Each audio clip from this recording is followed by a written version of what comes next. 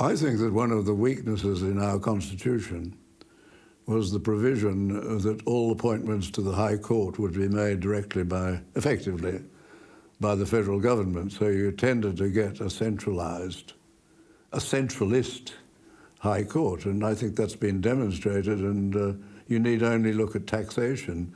I think we're the only federation in the world where about 80% of all taxes is collected by the Commonwealth. They then hand over a considerable amount to the states, but on condition that it be spent in the way the Commonwealth wanted to be spent. I think a lot of our problems can be traced back to the influence of the High Court.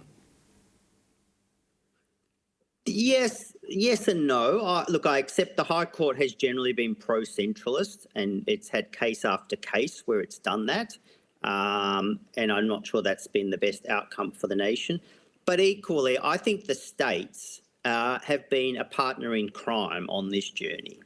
They have been all too complicit in going along with the Commonwealth taking on all responsibility for raising the revenue, and then they can just spend it. And then they get to blame the Commonwealth all the time when they say they don't have enough money. And having been involved working for John Howard as Prime Minister when we're putting together the GST package, you remember one of the huge proposals there was to give all the money to the states and territories.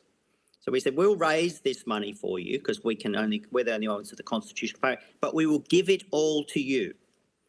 And I remember at the time, Bob Carr, who was the Labor Premier, he said, well, just show me where to sign. And while I'm signing, I'm going to tell you why I'm opposed to it, because I want the money, but I'm going along with the party line that we're opposed to the GST. And since then, we've had no states show any interest in saying, OK, well, this is our tax. Why don't we do something? Why don't we expand the base of the GST and get rid of other taxes? Why don't we do something? They're not prepared to do, I'd have to say, any heavy lifting when it comes to fiscal reform in the country. They are equal partners in crime in going along with the Commonwealth, assuming almost all of the revenue-raising powers in this country.